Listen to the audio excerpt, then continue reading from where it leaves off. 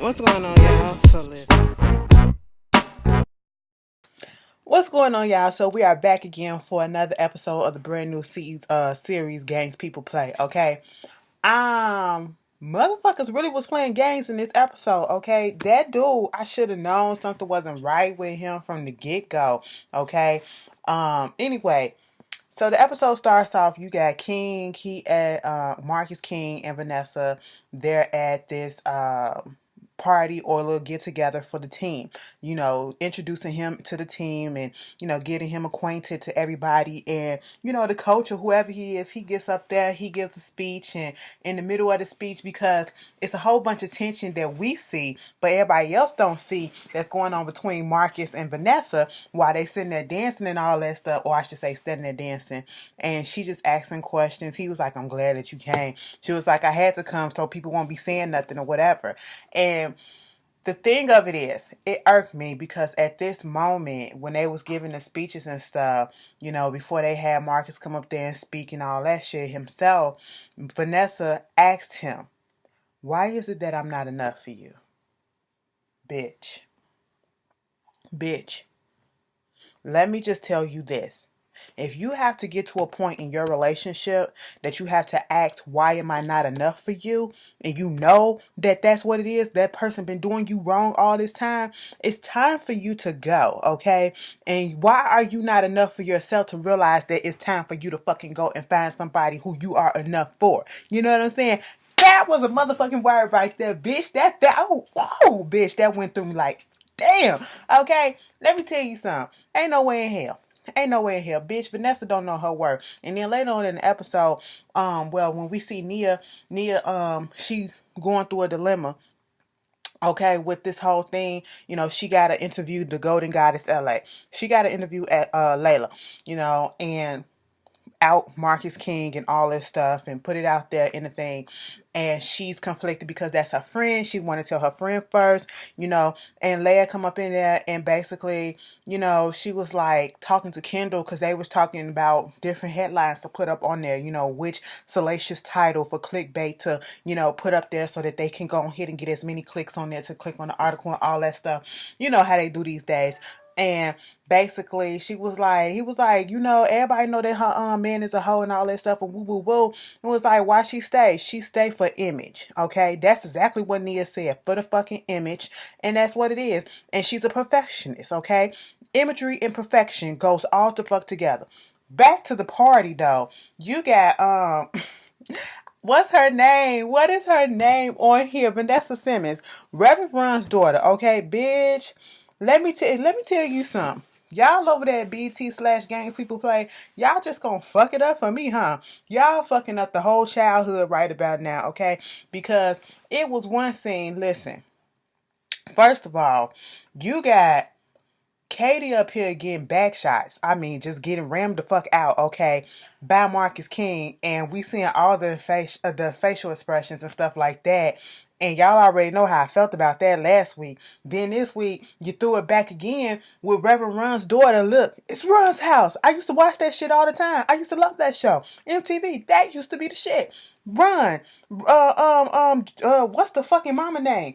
Bitch, I can't think of it right now, but y'all know her name. And then Vanessa, and then Angela, and then JoJo, and then Russie, and then Diggy, and then the little baby that they adopted. Come on. Like, y'all, you're doing a lot for me right about now. And it's just, I don't know how to take it because now, Vanessa Simmons gave her the weed gift, okay? She wondering what it is, with her friend Ginger, why she ain't coming over there. Is she avoiding the wives club and all that stuff? And she was like, just remember, she's gonna realize that she's gonna need us more than thinks she does, okay? Mind you, Vanessa Simmons is over there telling Ginger, girl, get away from that chocolate fountain, bitch. Don't you know you said you need to lose that 10 pounds? I said, bitch, she's skinny getting.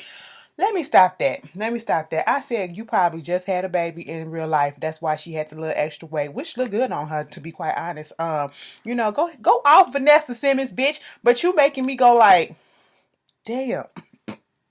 Like, girl, I know you got a baby in real life, so I'm pretty sure you've been doing these things, but I just don't want to think about it. Okay. Then in another scene when they was about to have the basketball game, she in the car giving her husband head. After Marcus King wanted to get some head from goddamn Vanessa, bitch, I said you got your goddamn nerves, bruh. You got your She looked at him like, mind you, this is after she got through running in the same park that she just so happened to run into her old law school classmate or whatever, and all the guys looking at it and shit like that. I was like, mm-hmm. Nipsey looking down like, y'all, look, niggas, that's what it is. I had the same thing too. I know the effect. But anyway, listen, I'm sitting here like, they conversing, talking about they gonna meet up and all this stuff and do this and do that. I said, she deliberately came to that part on purpose with her little cute wear on, no baby, okay, and booty was just going like that. You know what I'm saying? Boom, boom, boom, boom. Okay, and I see what you're doing, Vanessa. I see what you're doing. She's like, Marcus want to go out here and get his cake and eat it too. Bitch, I'm about to go out here and get my cake and eat it too. Vanilla style, bitch. Okay, that's what's gonna happen, all right?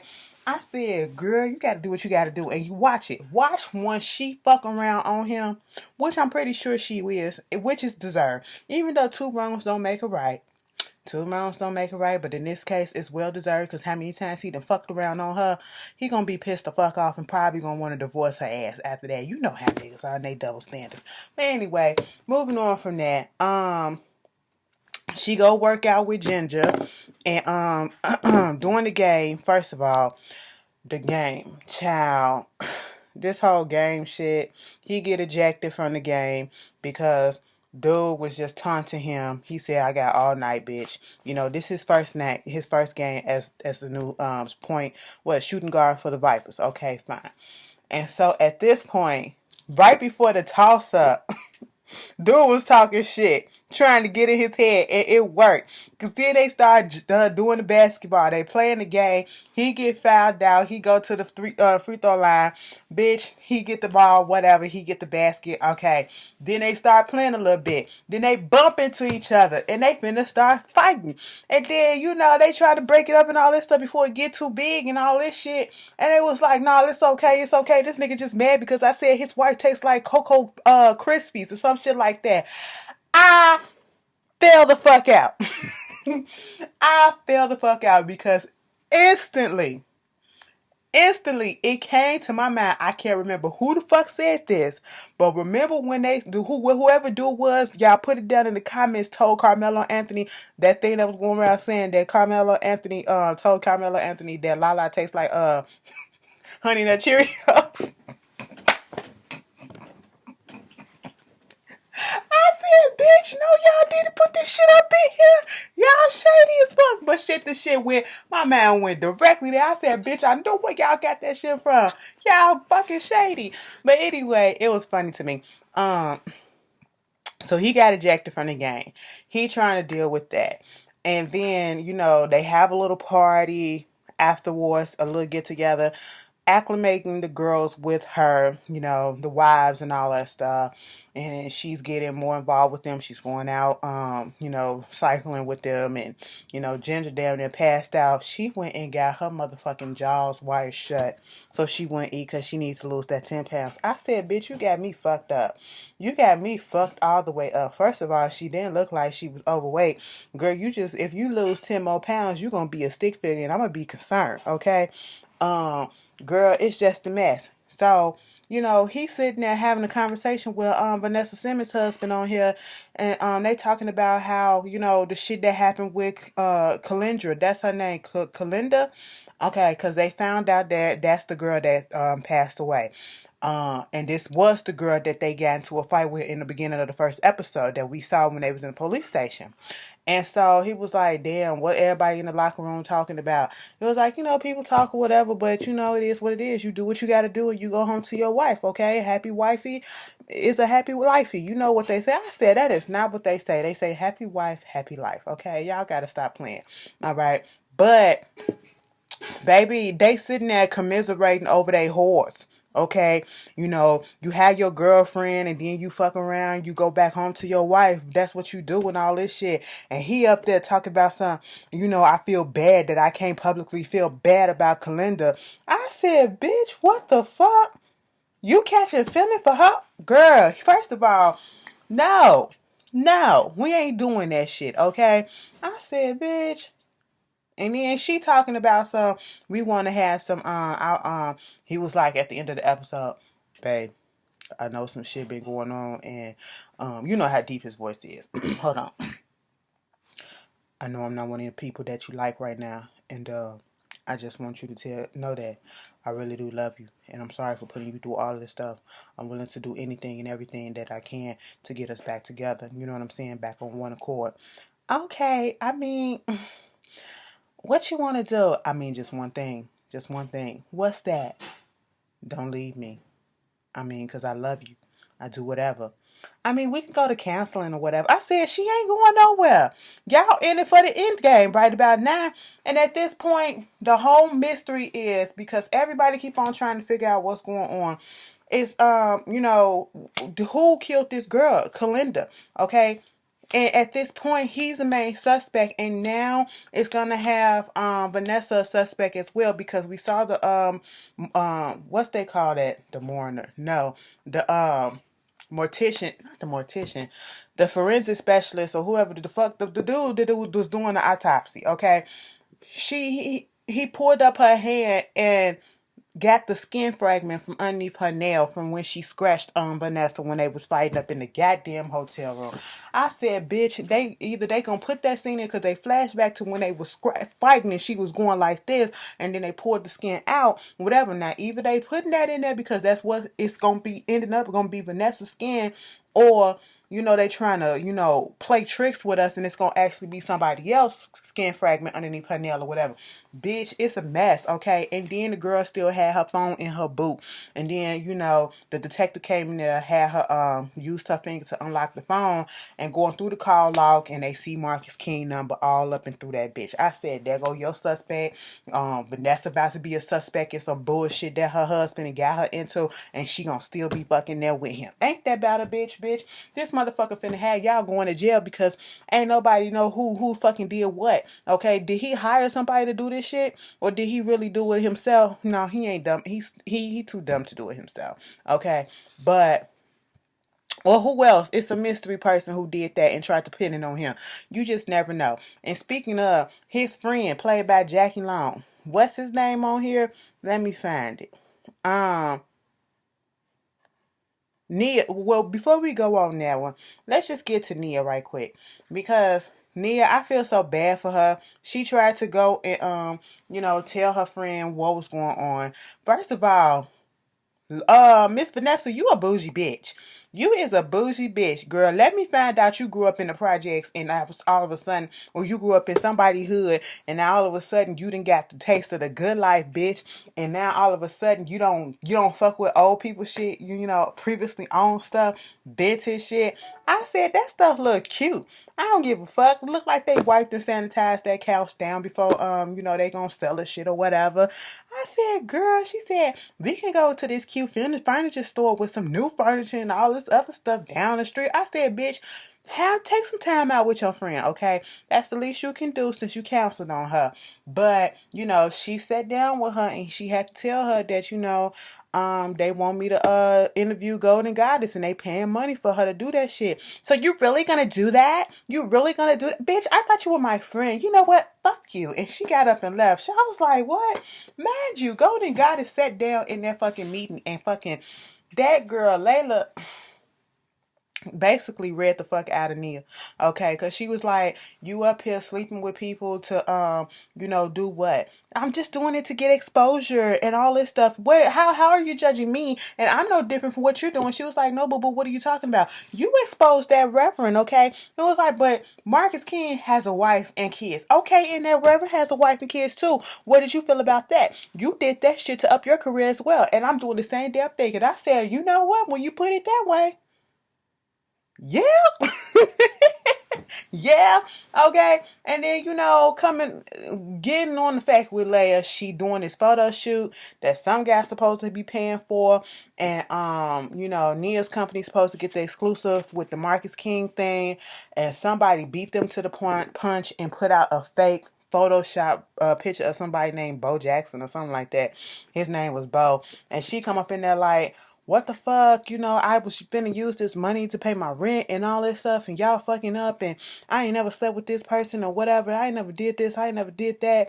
And then the dude with the photographer dude called and said, bitch, I'm gonna send you an invoice because our boy said he not paying it. I said, damn. So she got to call Blindfish up again, and get some work from her. I said, girl, she got you out here pimping, okay? She got you out here escorting, and you just don't know. You think you can make your own terms, but I don't think that's what's gonna happen, okay? Moving on back to um the friend. What's his name? Kareem. Okay. We find out during the basketball game that Kareem was also a draft pick. He was one of the top prospects. Marcus King wasn't even on the radar. And because he blew out his knee, that's how come Marcus King became on the radar. Okay, so if he hadn't blew out his knee, he would have been the big shit talking, big thing out there popping or whatever.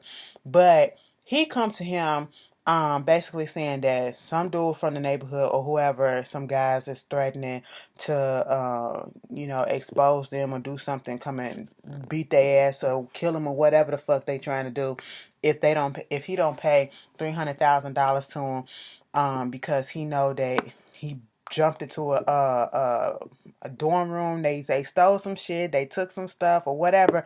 They did some illegal shit when they was in college, okay? And it was during basketball. It was something that could have got them kicked out and all this stuff. And the person that told him this was an old friend of Kareem, who was a hustler / manipulator named Jamal, right? And Marcus was like, listen, dude been playing y'all ever since, he always playing games, all right? He know how to play games with you. He was like, what you mean? I mean, dude been looking out for my mom. He been playing games with you ever since then, since y'all was kids or whatever. What are you talking about? So let's, instead of giving him the money to get to them, let's give him something, that'll probably, make him back off and all this shit. So they give him a watch, okay? And it's a $40,000 watch. So he was cool with that. Next thing you know, he got somebody in the kitchen of the wing shop that they was at sitting there having a conversation, beat him up to make it seem like these so-called people that's trying to shake down Kareem and Marcus King, beat him up and said that they're not gonna take whatever, and they want the money. And then he, Kareem go over there and find them, and he realized that what Marcus King was saying was correct. This motherfucker was up here trying to shake them down. He talked about, so I'm trying to get mine, okay? I said, you know what? Fuck that nigga. Fuck him, okay? You just have people like that take advantage of people all the time. Take advantage. But next week's episode, baby, it look like it's gonna be good. They got Layla up there going on a date with some little Africans because they have a little accent. So, they thought they were supposed to be prostitutes, and she was like, that ain't what I signed up for, but that's what they told us to get. Bitch, no. Okay, you may have ordered that, but what I told my employer is that I'm not fucking nobody, bitch, okay? I said, ooh, spicy, But that was games people play. If I missed anything, put it down in the comment. Let's discuss. I have to go find the books because I think this is based off some books. I stopped reading little hood books, urban books as they call them. That's what they call it at in the library or whatever, in African American literature or urban fiction. That's what they call it, literally. And so I gotta go find the books. I'm probably download it on my Kindle and because I told y'all I'm trying to get to reading again. Okay, I really want to read some stuff. I'm telling y'all, I used to read all this little ghetto shit back in the day. And that stuff used to be grammatically incorrect and so fucking good. Okay, punctuations and, I said, ain't nobody proofread this shit. But that shit be page turning like, goddamn. I'm like, it's the same story over and over again with different characters. But you still be like, looking at it like it's something different, bitch. But, y'all tell me how y'all feel, and I will see you guys later. Peace.